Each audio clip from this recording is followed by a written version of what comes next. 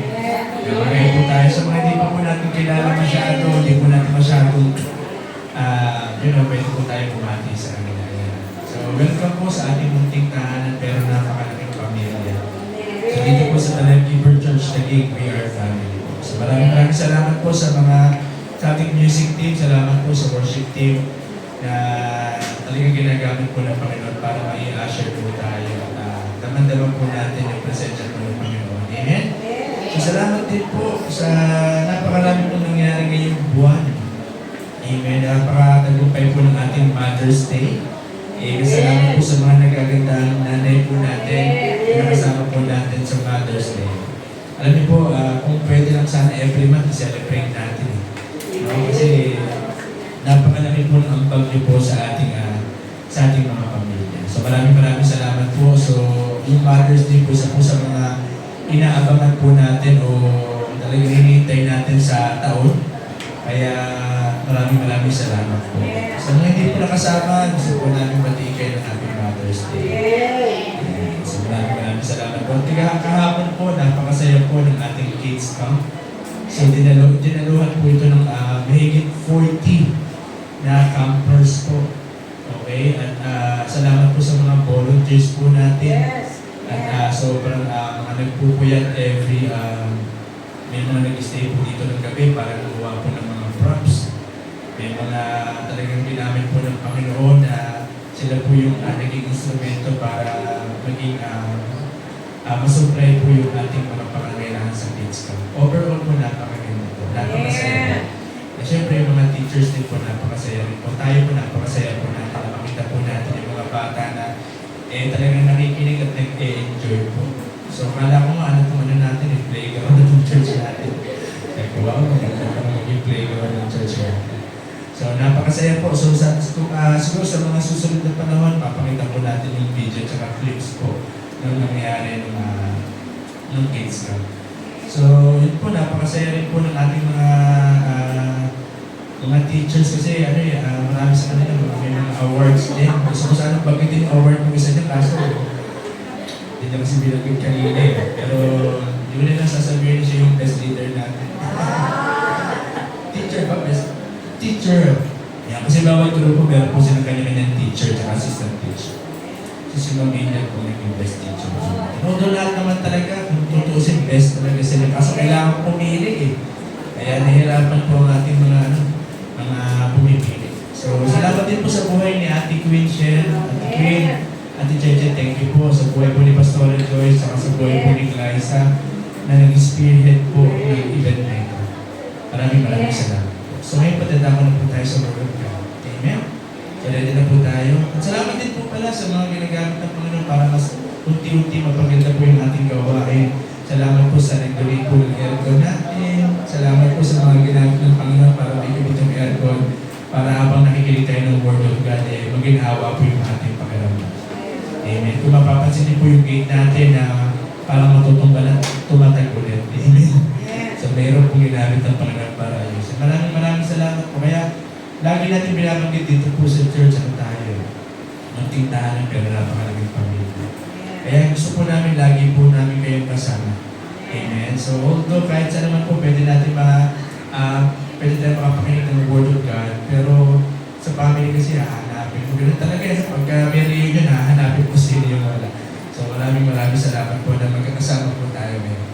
So good morning po at dadako na po tayo sa Word of God. So ready na po ba tayo? Amen. So ang oras po ay 10:30. So meron na lamang po akong 2 oras. Meron na lamang po akong 30 minutes para po share yung Word of God. At sa loob po ng 30 minutes, ang prayer ko is patuloy tayo patagpuin ang Panginoon. Amen. Naniniwala po ako ng Diyos po ay laging may inihahan ng bagong bagay sa atin. No? At alam niyo po ba na ang gusto po ng Panginoon ay lagi tayong tumatanggap galing sa Kanya. Amen. So today po, ihanda po natin yung ating mga puso na tumanggap po mula sa ating Panginoon. So buksan po natin yung ating Biblia sa Luke chapter 10 verse 38 to 42. Sabi po dito, now it happened as they went that he entered a certain village, and a certain woman named Martha welcomed him into her house. Amen. So next verse po. And she had a sister called Mary who also sat at Jesus' feet and heard his word. Okay? But Martha was distracted with much serving, and she approached him and said, Lord, do you not care that my sister has left me to serve alone? Therefore tell her to help me. Verse 41, and Jesus answered and said to her, Martha, Martha, you are worried and troubled about many things. But one thing is needed, and Mary has chosen the good part, which will not be taken away from her. Saglit po tayong manalangin. Aming Ama, kami po'y nagpapasalamat na ngayong umaga, Panginoon, ay patuloy na kakatagpuin mo po ang bawat isa sa amin. Dalangin po namin, O Diyos, na patuloy kumihanda ang aming mga puso and ang aming mga isipan na minsan pa tumanggap kami ng iyong buhay na salita. Salamat po, Panginoon, sa iyong banal na Espiritu na siyang mag-manifest at siyang kikilos sa aming kalagitnaan, Lord God. Salamat po, Panginoon, itago po ako sa iyong likuran na hindi makita ang aking kahinaan, kundi ang kalakasan po namin po ng biyaya ang makita sa amin, Panginoon. Maraming salamat po. Patuloy na pagpalain po ang bawat isa. In Jesus' name. Amen and amen. Sige po, palagpakan po natin ang Panginoon. One thing is needful. Ayun po yung title po ng ating pag-uusapan. Isa lamang po yung kailangan. Tanging isa lamang ang kailangan. So, one thing is needful. Yun po yung title ng ating message ngayon. At alam po natin yung story. Amen. Si Jesus Christ po, bisita po sa bahay ni Mary and Martha.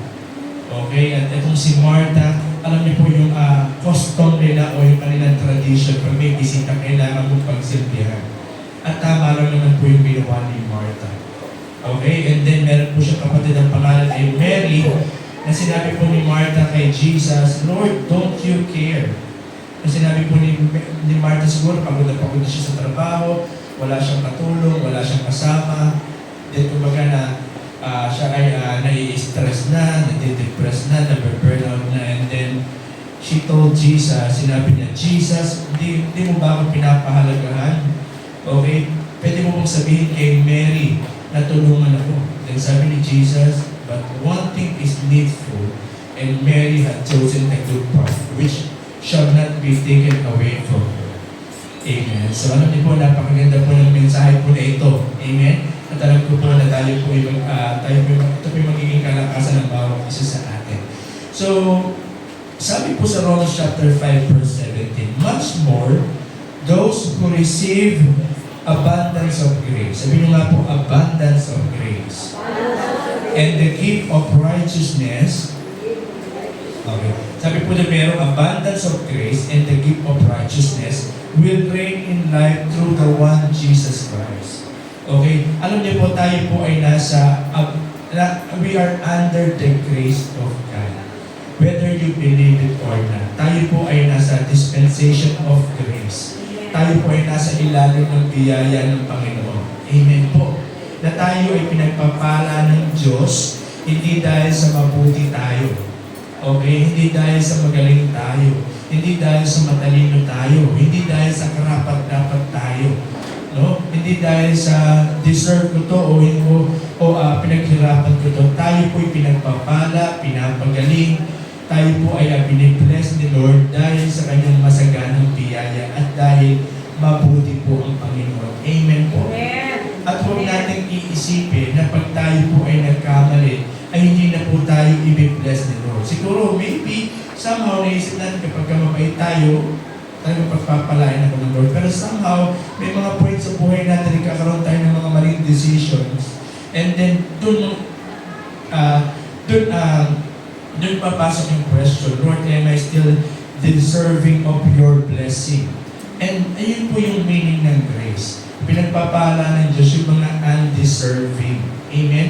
So yung mga hindi karapat-dapat, pinagpapala ng Diyos. At maniwala po kayo, lahat po tayo ay hindi karapat-dapat sa biyaya ng Diyos. Kung bakit po tayo pinagpapala ng Diyos, kung bakit po tayo sumasagana sa buhay, kung bakit po tayo gumagaling, dahil napakabuti po ng ating Panginoon. At huwag natin iisipin na pag tayo pinagkamali sa buhay, ay hindi na po tayo pagpapalain Amen. At sabi po dito sa Romans chapter 5 verse 17, much more pa. Amen. So, kapag tayo po ay nasa biyaya ng Panginoon, we can expect much more sa ating mga buhay. Amen po. So, kumbaga, yun po dapat yung normal natin, na alam natin na tayo po'y tatanggap sa ating Panginoon. Amen? At kung meron mang gusto ang Panginoon sa buhay ng bawat isa sa ating mga kapatid, kung meron man tayong greatest calling, at kung meron man tayong magkaroon man tayo ng ultimate goal, hindi yung tayo ay magsisilbi o maglilingkod sa Diyos, kundi ang gusto po ng Panginoon ay tumatanggap tayo sa Diyos. Amen po, ulitin ko po ulit, no? Under the law, tayo kailangan magbigay ng mabuting bagay, kailangan tayong gumawa, kailangan natin gawin ito para maging kalugod-lugod sa Diyos. Pero under grace, ang Diyos ang lahat ng gumawa, si Jesus Christ ang namatay sa krus, at ang kailangan na lamang po natin gawin ay tanggapin yung mga biyaya ng Diyos sa buhay natin. Amen. Sabi po, we are saved by grace through faith. Amen. Hindi mo pinaghirapan yung salvation mo.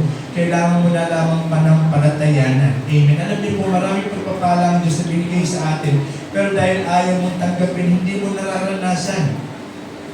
Dahil nakala mo kailangan mo pang paghirapan, kailangan mo pang pagbayaran, hindi mo nararanasan. But when we understand, when we start believing na ako ay tatanggap ng pagpapala ng Diyos dahil pinaghirapan niya ito at kailangan kong tanggapin by faith, unti-unti mong mararanasan yung mga masaganang biyaya ng Diyos sa iyong buhay. Amen. Alam niyo po, ang buhay Kristiyano, lagi po natin ito sinasabi, hindi po mahirap. Imposible. Okay? Napaka-imposible pong mamuhay tayo bilang Kristiyano. Dahil lang sa biyaya ng Diyos, kaya ito naging imposible. Amen po. So gusto po ng Panginoon tayo po ay tumanggap sa Kanya. Nalino po yun? Amen? Kung meron man pong, sabi po ni David, anong dapat kong gawin para maibalik ko sa iyo lahat ng mga kabutihan ginagawa mo sa akin? Then sabi sa aklat ng Psalms, kailangan mo tumanggap galing sa Panginoon. Okay? Sa atin, it is better to give than to receive. Pero sa relationship mo kay God, ang gusto ng Panginoon, ikaw ay tumatanggap galing sa Kanya. Amen po? So tayo mga Pilipino sometimes, no, parang tayo, di ba, kahit pagka dumadalaw tayo sa mga bahay ng mga kaibigan natin, no, yung kultura natin na kapag inalaman ng pagkain, kahit gusto mo, kahit paborito mo, pero dahil nahihiya ka, sabi mo, busog ka. O kaya kahit hindi ka pa kumakain ng tanghalian at saka almusal, dahil nahihiya ka, sabi mo, kumain ka na. Pero gusto mo yun. No? Pero alam niyo po sa Panginoon, huwag po natin hayaan yung kultura nating mga Pilipino ay mahaldangan po para matanggap po natin yung pagpapala ng Diyos para po sa buhay ng bawat isa sa atin. Amen. Kapag sinabi ng Diyos, ibibigay ng Diyos. Amen. Sinabi ng Diyos na pagagalingin ka niya, pagagalingin ka niya. Amen. Sometimes yung alam niyo yung mga tinuntuman na ng Diyos, sometimes nilalagyan pa natin ng question mark. Oo, pagagalingin ako ng Diyos. Pero, sometimes nilalagyan natin ng pero. Sometimes we put question mark sa mga pinibigyan ng Panginoon ng tuldo. Ibig sabihin, sinabi niya, pagagalingin kita. Pero sometimes we may question tayo sa isip natin, pero karapat dapat ba ako? Pero pag sinabi ng Diyos na pagagalingin ka niya, pagagalingin ka niya. Amen po? So, ganun po kabuti po yung ating Panginoon. Then let's go back to the story. Yung kay Martha at kay Mary.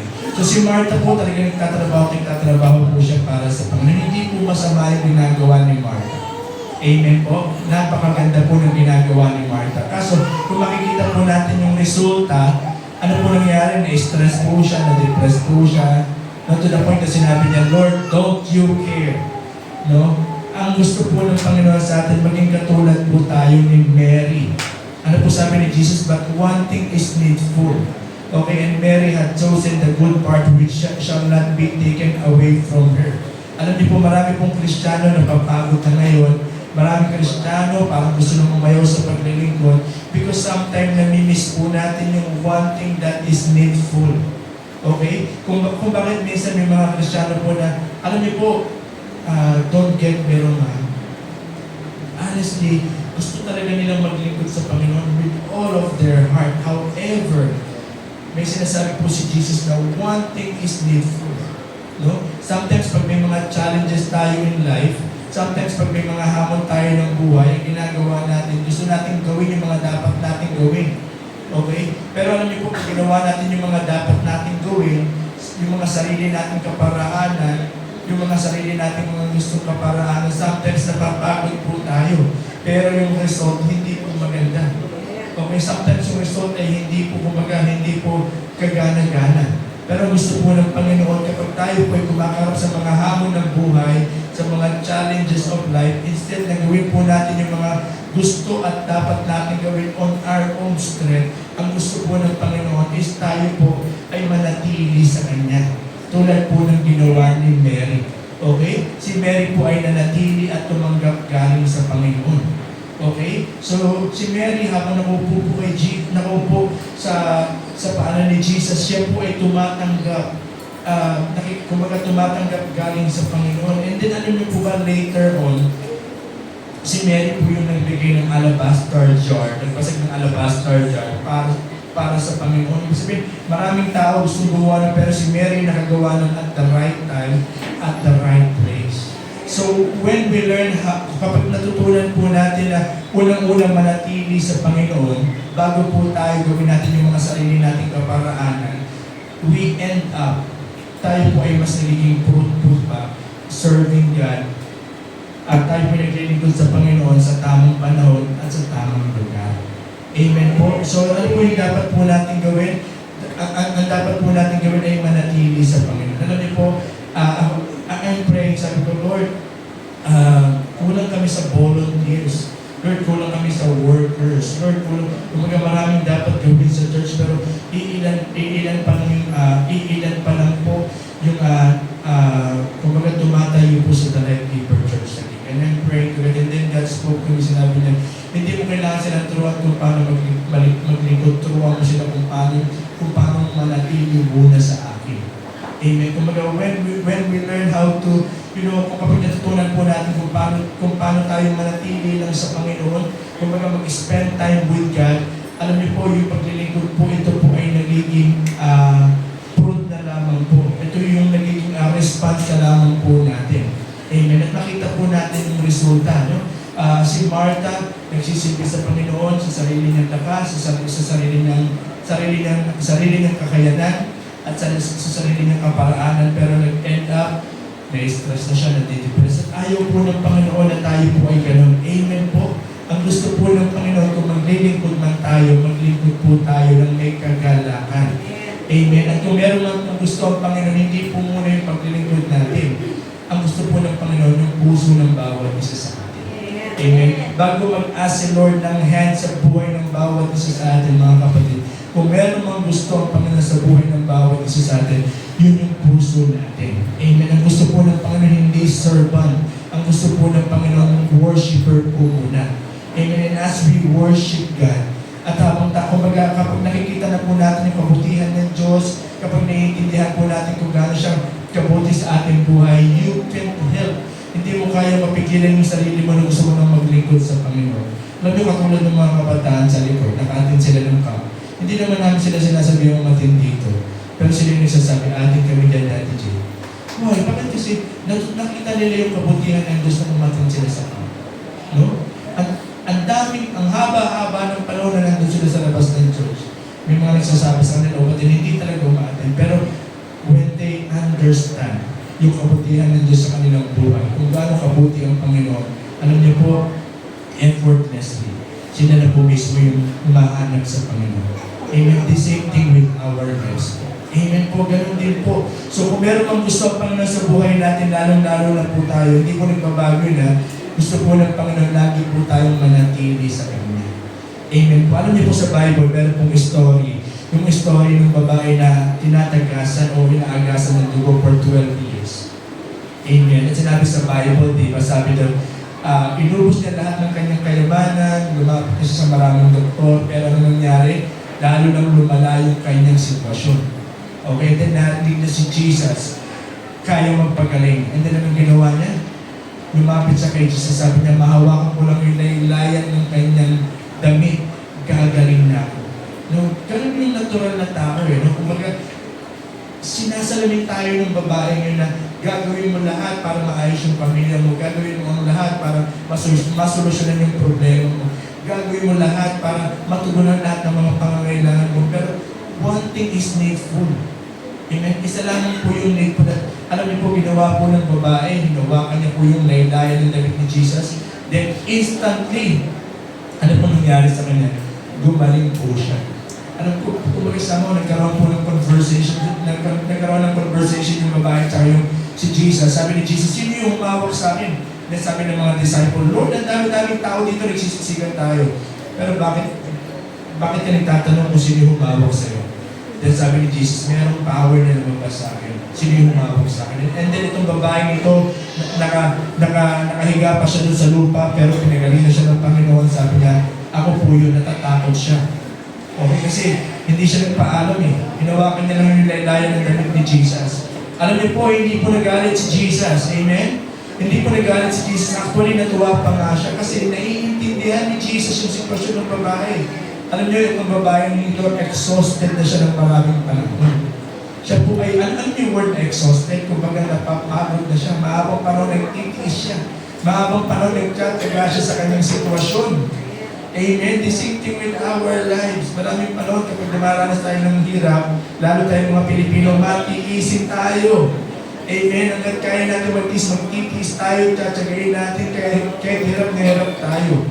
And God understand that. Alam ni Lord na exhausted na tayo. Alam ni Lord na napapagod na tayo sa paggawa ng mga sarili natin kaparaanan para masolusyonan yung ating mga problema.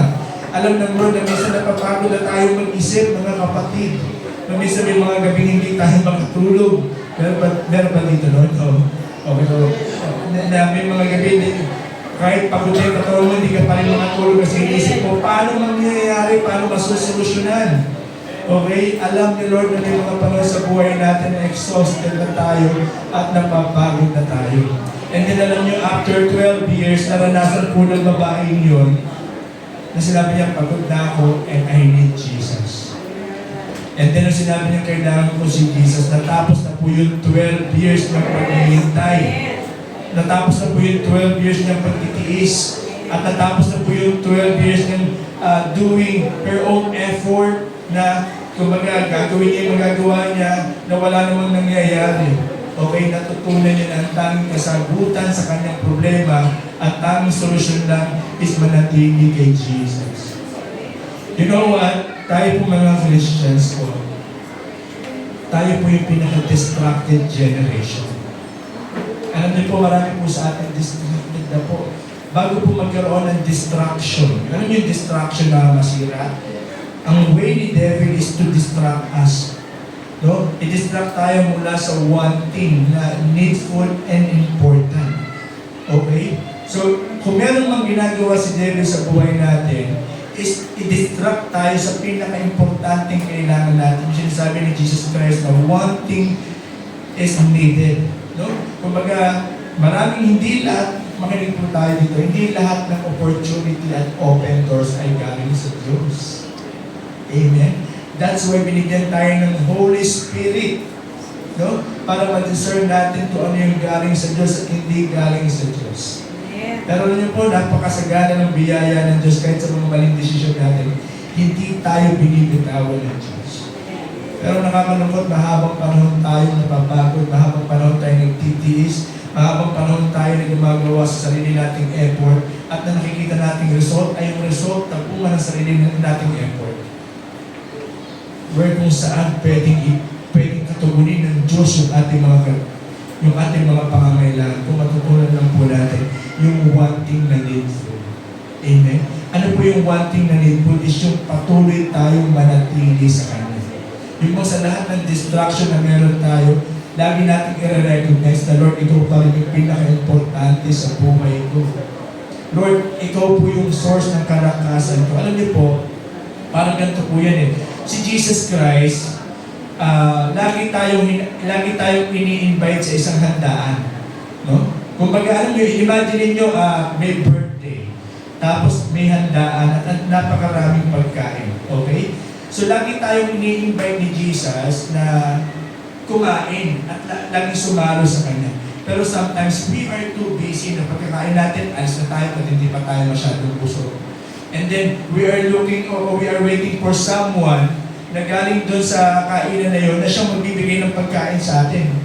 Wherein ang gusto ni Jesus personally, tayo yung kumain. Mabusog tayo, magkaroon tayo ng kalakasan, ma-refresh tayo pagkatapos natin kumain. And then kapag busog na tayo, malakas na tayo, ano yung resulta?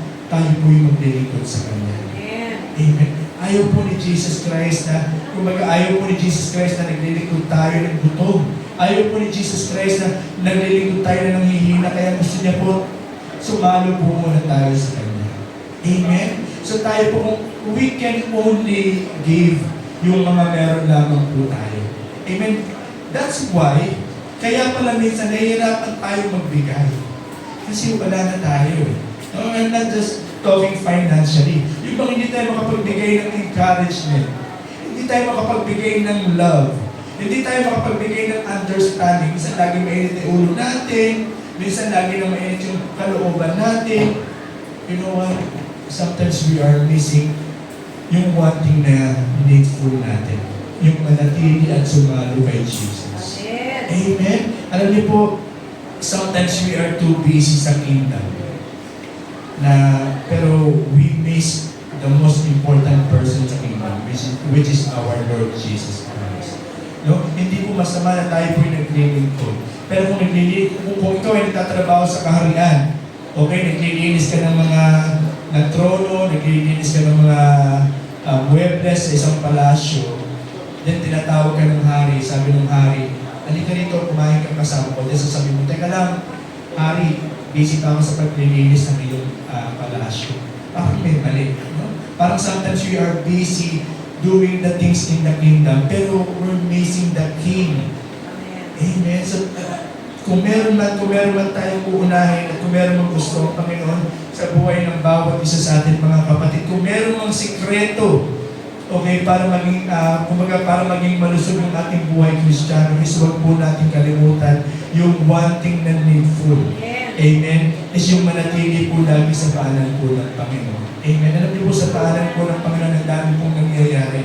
Tumatanggap po tayo ng kalakasan. Yung ating mga takot ay napapawi. Yung ating mga alinlangan ay nawawala. At yung ating sakit at karamdaman ay pinapagaling po ng ating Panginoon. Amen. Kaya di ba sabi, we need to be still and know that I am God. Kung gusto mong marinig ang Panginoon, we need to be still. Alam niyo po, ang Panginoon po lagi po tayong gustong kausapin. Naniniwala po ba kayo doon? Hindi na po Sunday. Ang Panginoon gusto po tayong kausapin every day. Pero sometimes, yung channel natin, o yung station natin nasa ibang station, busy tayo sa station sa trabaho, yung station natin nasa station sa pag-aaral, which is hindi naman po masasama at hindi po pangit yung mga bagay na. Pero dapat po, we must know our priority. Amen po. At ang buhay po natin mga kapatid ay hindi po dapat, hindi po tayo dapat motivated sa ating, kung ano yung mga dreams po natin. Maganda yung mga dreams natin, pero dapat po driven tayo ng purpose natin. Dapat purpose po yung nagdadrive sa atin sa mga desisyon natin. Hindi po yung mga pangarap natin. Alam niyo po, kapag ang pangarap, dito po yan, kapag ang pangarap niyo maging artista, meron po ba dito may pangarap na maging artista? Yung mga desisyon nyo, yung mga desisyon nyo, naka-inline doon sa may pangarap nyo. Amen? Halimbawa, lagi kang lagi kang magpapaderma, pag may mga interview, pag may mga audition, atin ka. Bakit? Kasi yun yung pangarap mo eh. So yung priority mo, inline doon sa yung mga pangarap. Amen po? At hindi po masama yung mga pangarap na yun. Amen? Pero sometimes, we must learn na dapat yung mga priority po natin ay hindi lang po inline sa dreams natin, dapat inline po sa purpose natin. Amen po? Pwede mong piliin yung pangarap mo, pwede mong piliin yung bahay na bibilhin mo, sasakyan na sasakyan mo, even nga yung mapapangasawa mo, pwede mong piliin eh. Okay? Pero yung purpose mo, ang Diyos ang nagtakda. Amen? At kung meron lang, kung meron mang gusto ang Panginoon sa buhay natin, kung meron mang tayo paglilinihan ng mga priorities natin, hindi lang dapat yung nakalinya dapat sa dreams natin. Okay? Kundi dapat po nakalinya po sa mga priorities natin. I mean, nakalinya po sa purpose po natin. Amen? Yung ano po ba yung purpose natin? Manatili po sa ating Panginoon. Amen. Amen. May mga time na sasabi natin, busy ako eh. Di ba? Ako, ano po ako doon, guilty po ako doon. May mga times sinasabi natin, busy ako eh. Busy ako pagka may mga ministry, busy ako. Ako, guilty rin po ako doon minsan. Pero, kumbaga, kung titimbangin po natin yung ating mga puso, kung titimbangin po natin, kapag ka nasa priority mo yung bagay na yun, kaya mong paglaanan ng Panginoon. Amen? Halimbawa, priority mo yung anak mo. Okay? Kahit gano'n mo ka-busy, gagawa mo ng paraan. Kunyari, priority mo yung asawa mo. Kahit gano'n ka ka-busy, basta anniversary mo, cancel lahat, gagawan mo ng paraan. Amen? Kasi kung ano man yung nasa priority natin, doon po din yung mga oras natin. Amen po? So, ibig sabihin po, dapat yung priority po natin, hindi lang po dapat in-line sa mga dreams natin, dapat po sa purpose natin.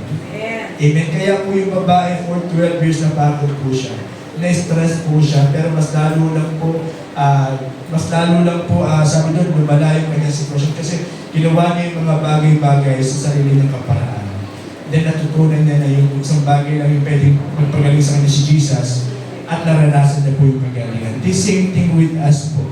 Amen? So, we must learn how to one thing is needful. Kumbaga dapat maintindihan po natin, pagkising mo sa umaga, amen?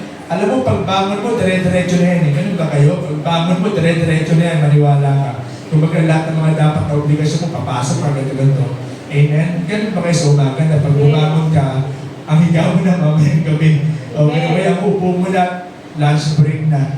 Okay? Ibig sabihin, bago tayo bumangon sa umaga, pagmulan ng ating mga mata, let us remind ourselves po kung ano po yung one thing na needful. Amen? Let us remind ourselves na kung ano po yung identity natin. Na hindi lang tayo servant, tayo po ay anak ng Diyos. At ang gusto po ng Diyos sa atin, hindi lang po makapaglingkod o magbigay tayo sa Kanya. Ang gusto po ng Panginoon, tayo po ay tumanggap mula sa Kanya. Damhin yung Kanyang pag-ibig. Amen? Damhin yung Kanyang pagmamahal at damhin yung Kanyang yakap. Amen po, yun po yung gusto po ng Panginoon na lagi po natin nararanasan sa ating mga buhay. At sabi po doon sa nung nakipaglaban si David, sabi sa Bible, nilabanan ni David si Goliath. Ginamit po yung word na fight. Okay? Alam niyo po nung sa Psalms 23, okay, sabi po doon sa verse 5, pwede po ba natin buksan yung Psalms 23? Okay. Psalms 23 verse 5. Salamat po.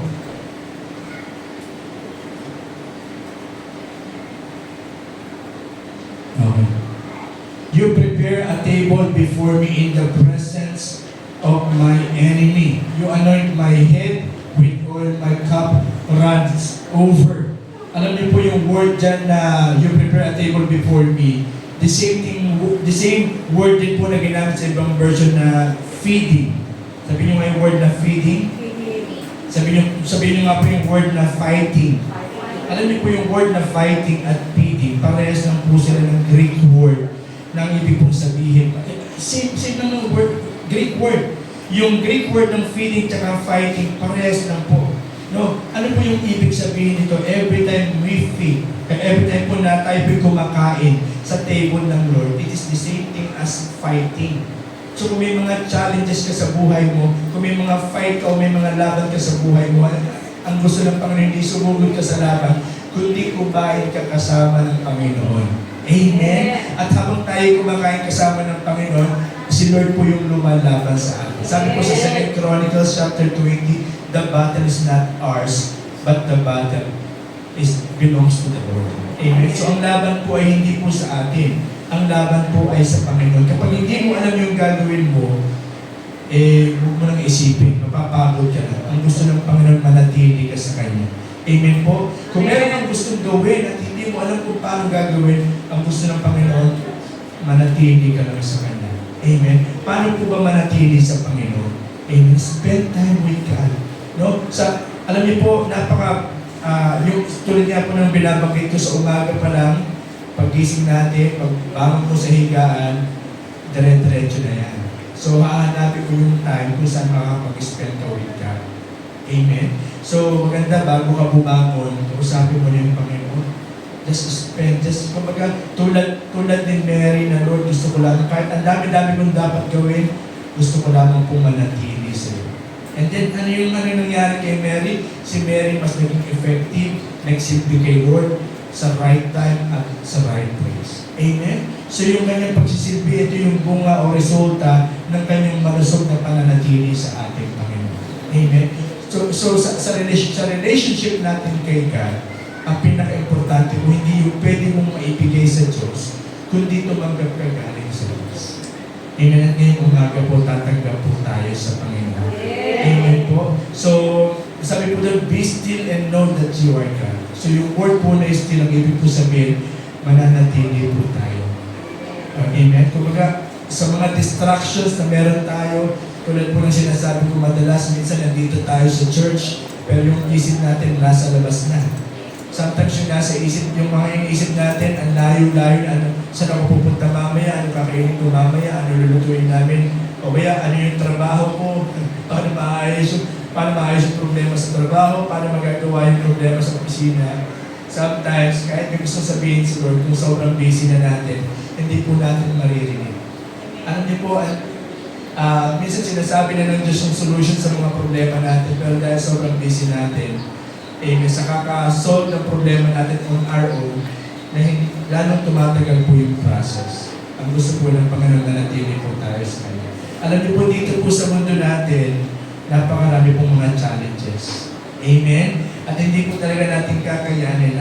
At natutunan ko sa buhay bawat isa may mga personal battles. Amen. Kahit gaano pa kang ngitiyan, kahit gaano pa kasaya yung kausap, kahit ang dahil pong sinasabi niya ng testimony, lahat tayo, meron man tayo pagkakapare-parehas, lahat tayo may mga kinakaharap na laban. Amen. And sometimes sa mga laban na ito, may mga panahon na papagod tayo, may mga panahon na, tayo lang yung nakakaalam, may mga panahon yung mga laban natin, kumbaga, na-stress na tayo, gusto na natin umayaw. Alam po ng Panginoon na. Amen. At gusto po ng Panginoon, hindi yung makipaglaban tayo sa mga battles natin. Ang gusto po ng Panginoon, manatili po tayo sa Panginoon. Amen. Alam niyo po, there is power kapag tayo po yung nananatili. Sometimes, sasabihin po ng iba, hindi naman practical yan. Okay, hindi naman practical yan. Magagawa ba ng pananatili sa Diyos yung babayaran yung kuryente natin? Magagawa ba ng, pag wala kang ginawa, paano yung kuryente? Pag wala kang ginawa, paano ka gagaling? Diba? Alam niyo po, huwag niyo pong mamalitin po yung paniniwala sa Diyos.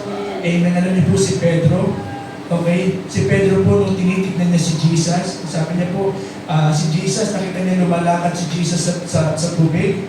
Okay, nung nakita niya, nung tinitignan niya si Jesus Christ na lumalakad sa tubig, ano yung nangyari kay Pedro? Sa kakatingin niya kay Jesus habang lumalakad sa tubig, later on, siya na po mismo yung lumalakad sa tubig. So there is power kapag tayo po ay nananatili kay Jesus.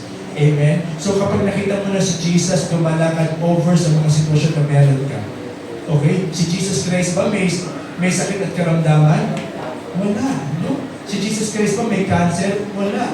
Okay? Kapag nakita mo si Jesus Christ na wala siyang cancer at naniwala ka na as He is, so are we in this world. No? Kung si Jesus Christ walang cancer, kung si Jesus Christ walang sakit at karamdaman, at sinabi sa Biblia kung sino siya, yun ako. Then later on makikita mo yung sarili mo na lumalakad din kung paano lumalakad si Jesus. Amen? Si Jesus Christ ba lumalakad sa kasaganan? Amen! At kapag nakita mo si Jesus Christ, na natili ka kay Jesus Christ, nakita mo na si Jesus Christ ay lumalakad sa kasaganahan, okay? And then you will end up seeing yourself then. Makikita mo yung sarili mo na lumalakad din sa kasaganahan. Amen. Alam niyo yung 10 years na effort po natin. Your 10 years effort sa pagtatrabaho. Alam niyo po, kaya pong gawin ng Panginoon na 1 year na yun. Okay? So, kumbaga, hindi po natin pwedeng ma-compare yung ating paghihirap, yung ating, kumbaga yung sariling effort natin sa resultang pwedeng gawin pag ang Diyos ang pumili sa buhay natin. At alam niyo mga kapatid, napatunayan na po natin yan dito sa church. Ibig maraming panahon hindi natin alam paano masusolusyonan to, pero pinakita ng Diyos na wala pong imposible sa Kanya. Amen. At maraming panahon din, may mga sakit at karamdaman tayo mga kapatid. Amen. Hindi natin alam kung paano. Maraming testimony tayo narinig, pero pinagaling sila ng Panginoon. At ang Diyos po ay hindi nagbabago. Amen. At kaya pa rin po tayong pagalingin ng Diyos. Amen. So may mga problema na hindi po natin kumbaga, may mga relationship problem na parang imposible nang maayos. May mga relasyon na sira na parang imposible nang mabuo muli. Pero pinatunayan ng Diyos, ang Diyos ay kayang mag-restore. Amen. Kumbaga, ang Diyos po hindi nagbabago. Amen. Paano natin ito mararanasan? Kailangan lamang po natin manatili sa Kanya. Amen. Kung tayo po yung mga ibon na lipad ng libad para makapunta sa malayo, ang pananatili po ay dapat po natin, ipahinga muna natin ang ating pakpak at manatili sa Kanya. Amen. Kung manatili lang tayo, ilapag muna natin ang ating mga pakpak na lipad ng libad at patuloy natin damhin ang palakasan ng gagaling sa Kanya. Amen. So God knows, alam po ng Panginoon yung mga needs po natin mga kapatid. Alam po ng Panginoon yung mga challenges na meron po tayo mga kapatid. No? Tulad ni Martha, alam ni Lord yan. Alam niyo po kung tinuloy lang yung istorya, malamang sinabi ni Martha, Lord, pasensya ka na hindi ko naintindihan, pero ngayon alam ko na. Don't think na na-offend si Martha. Huwag niyo po isipin na na-offend si Martha nung sinabi ni Jesus Christ na pinili ni Mary yung mas importante. Alam niyo po, nung sinabi po yun ni Jesus, natuwa si Martha kasi sobrang stress na po siya. Yun lang pala yung solusyon. Kumbaga, sobrang stress na siya sa mga problema niya, kung paano gagawin ito, paano gagawin ito na sinabi ni Jesus Christ. One thing lang yung kailangan mong gawin. Manatili ka sa atin. Amen. So, sa buhay, kapag nanood ka sa Facebook, pag nanood ka sa YouTube, sa social media, ang dami nila sinasabing ways para gawin to. Pero sinasabi lang po ng Panginoon sa atin, simple lang. Sabi niya, one thing is needful. Yung manatili tayo sa Kanya. Kung meron man tayong problema sa relationship sa pamilya, one thing is needful. Manatili tayo sa Kanya. Kung meron tayong problema sa financial, one thing is needful. Yung manatili tayo sa Kanya. Kung meron tayong problema sa sakit at karamdaman, huwag ka nang mag-search sa Facebook, huwag ka nang mag-search tungkol sa sakit mo, mas lalo ka nang may stress. One thing is needful. Manatili tayo sa Kanya. And prayer ko po, tulad ng babaeng may issue of blood for 12 years. Kumbaga, ngayong araw na to, maranasan po natin yung kapahingahan sa Kanya. Kumbaga, after 12 years, matutukan na yung maghihintay po natin. Amen. If we will just learn how to stay and dwell in the Lord. Amen po. So, ang Panginoon po, alam niyo po, ang Panginoon po gustong-gusto po. Kung meron man pong desire ng Panginoon, siguro dito na po tayo magtatapos. Kung meron man pong desire ng Panginoon sa atin, isupatagpuin po tayo bawat isa sa atin. And sabi po sa Philippians 4, sabi po the Lord will supply all our needs according to His riches and glory. Sabi niyo nga po yung word na glory. Glory. Yung word na glory po, it speaks about the glory of God. Okay? Kapag nararanasan mo yung glory ni God, kapag nararanasan mo yung presence ni God, doon mo dumadala yung provision niya. Amen? So kapag nandun ka na sa presence ni God, kapag nandun ka na, nagdadwell ka kay God, hindi mo alam yung mga pangangailangan mo, sinusupply na ni Lord. Kung kailangan mo ng encouragement, doon po sa presence ni God natin mararanasan yan. Kung kailangan mo ng wisdom, doon po sa presence ni God natin mararanasan yan. Kung meron mo nararamdamang emptiness, doon po sa presence ni God, mapupunuan lahat ng yun. Amen? Ano man po yung need na meron tayo, one thing is needful. Sabi niyo nga po ulit, one thing. One thing. Isang bagay lang po yung kailangan. Manatili po tayo sa Panginoon. And today, mga kapatid, mga nanay, mga tatay, mga kapatid, God is reminding us, one thing is needful. At huwag na huwag po natin kakalimutan. And every day, I-remind po natin yung ating mga sarili. Bawat araw, amen, bago natin ibaba yung paa natin sa kama o bago tayo bumangon, let us remind ourselves na one thing is needful. Amen? Is yung lagi tayong manatili sa presence ni God. Amen? And then ano yung resulta nito? Ang resulta nito, mas nagiging productive tayo, mas nagiging healthy tayo. At kapag puno-puno ka ng love ni God, kumbaga yung mga inconvenience, yung mga hindi magaganda, hindi mo na lang iintindihan kasi you are filled with the love of God. No? Alam niyo, pagka punong-puno ka ng pagmamahal ng Diyos, yung mga inconvenience at yung mga problema, hiningitian mo na lang. Amen? Kasi alam mo na, hindi ka papabayaan ng Panginoon. Amen? Kapag may mga bayarin na darating, hiningitian mo na lang. Kasi alam mo na ang Diyos lagi may darating na tulog sa bandang dulo at hindi ka niya iiwanan. At napatunayan na natin yan. Amen? Kapag dumadaan tayo sa sakit at karamdaman, hiningitian na lang natin kasi alam natin na ito ay magiging patotoo, Panginoon, ng iyong pagbutihan. Amen? Kung may mga challenges tayo na nararanasan sa ating buhay, minsan nagugulat tayo, pero let us remind ourselves. Kumbaga, ang Diyos ay laging may control sa bawat sitwasyon ng buhay na meron tayo. Amen? So ngayon po tayo po lahat ay tumayo. Tayo po ay aawit sa Panginoon at i-apply po natin yung one thing is needful. Amen? So kalimutan po muna natin yung oras, kalimutan po muna natin yung ating mga katabi, kalimutan po muna natin yung mga gagawin natin mamaya. Let us just do it in the presence of our God. Let us just worship God. Hallelujah. Hallelujah. Maraming salamat po, Panginoon. Alam niyo po mga nanay, mga tatay, kung komportable po kayo na nakaupo, okay lang po. Amen. Kung kayo napapagod, na nakatayo, kung saan kayo komportable, okay lang. Upo, tayo, walang problema po. Ang importante po dito kung nasa man po tayo, kakatagpuin po tayo ng Panginoon. Amen. So, let us just pray in the presence of God. Tuwagin po natin yung worship team po natin. Tayo po ay umawit sa Panginoon.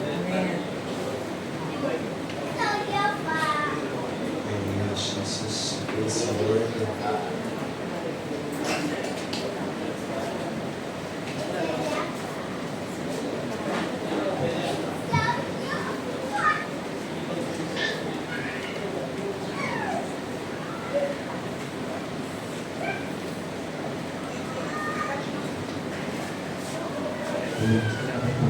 Pinupuri na po namin, Panginoon. Hindi po tayo po ng tawag sa Panginoon.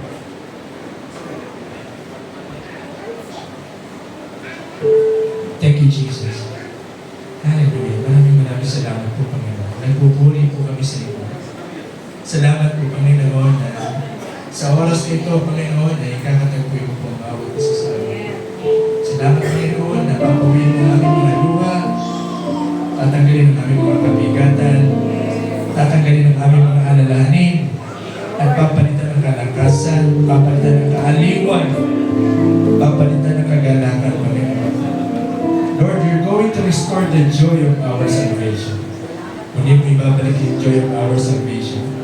Muli mo ibabalik yung pananabik namin, Panginoon. Muli mo ibabalik yung kalakasan ng bawat isa, Lord. Lord, katulad ng babae po na nagkaroon ng issue of blood for 12 years. Marami po sa amin ngayon, Lord, exhausted, Lord. Marami po sa amin ngayon pagod at napapagod at pinipilit lumaban at magpatuloy sa sarili po namin kalakasan. But today, Lord, we just want to rest. Today, Lord God, we just want to dwell in your presence, O God. Salamat, Panginoon, na minsan pa ilalapag po muna namin ang aming mga pakpak at patuloy kami mananatili sa iyo, Lord Jesus. Salamat, Panginoon, na patuloy mong yakipapin ang bawat isa. Kung kailangan bubuhatin mo ang bawat isa, Panginoon. Kung paano binubuhat ng Ama, kanyang anak, yan din po ang gagawin mo sa buhay ng bawat isa sa amin. Lord, maraming salamat po sa pagkakataong ito, Lord God. Dalangin po namin na buksan mo ang aming mga puso, buksan mo ang aming mga isip, at malaya pa po namin maranasan ngayon mga kabanang na Espiritu, malaya pa po kumina sa aming kalagayan. Sa pangalan ni Jesus.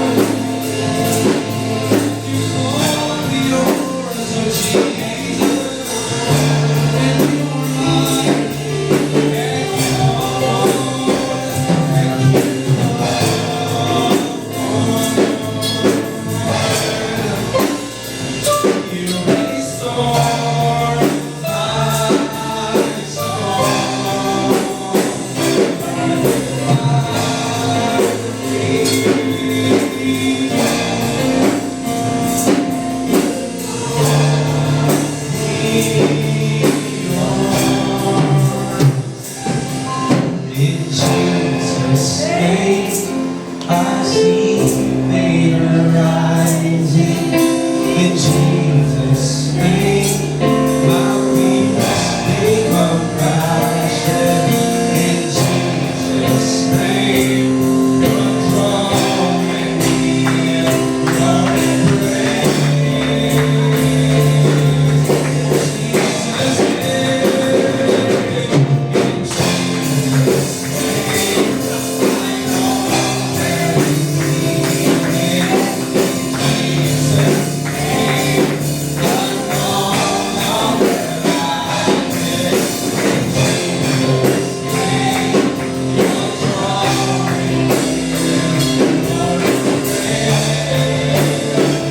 Jesus' name, in Jesus' name,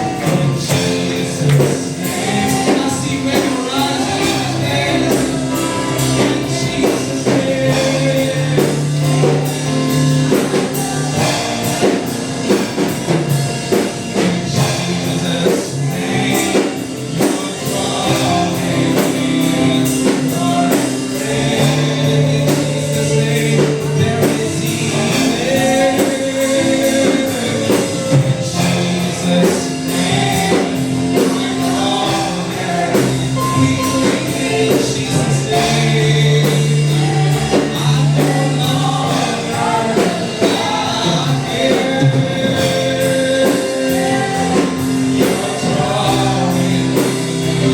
name.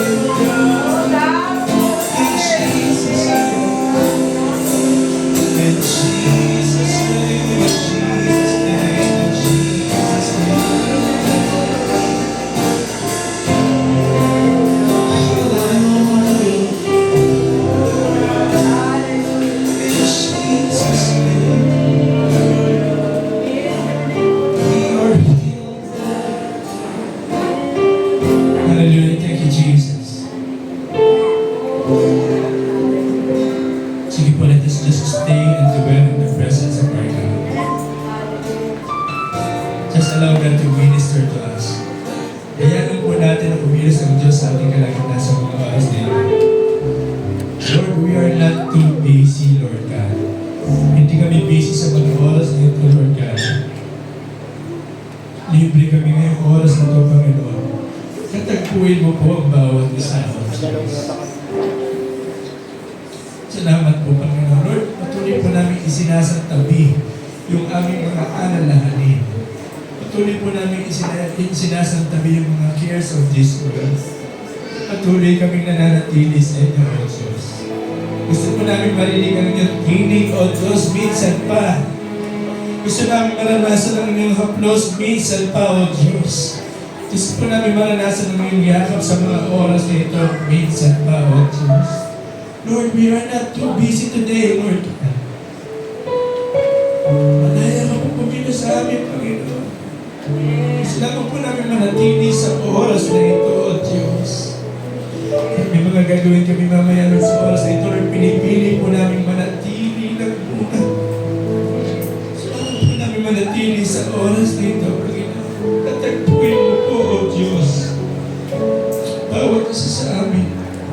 Kung paano mo tinapos yun. 12 years.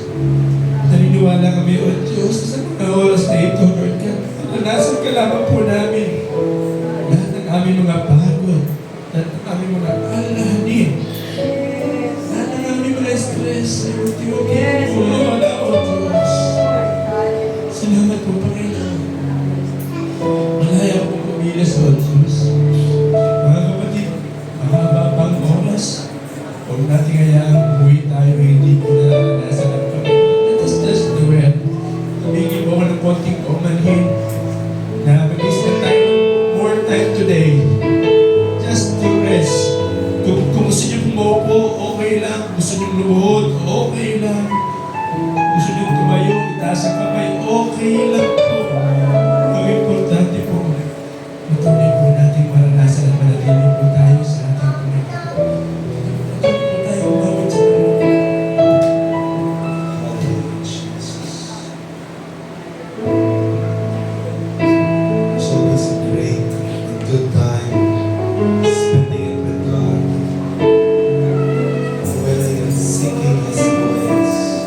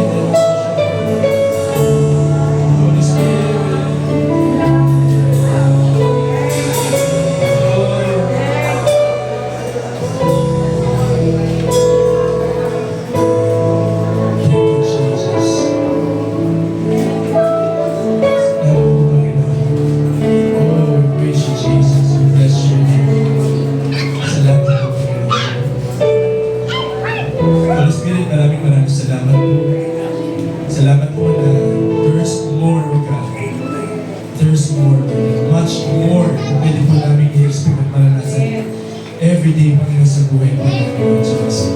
Salamat po, Panginoon, sa buhay ng bawat isa. Salamat po, Panginoon, na pinatagpo mo po ang bawat isa. Salamat po, Panginoon, na nag-iwan ka ng word.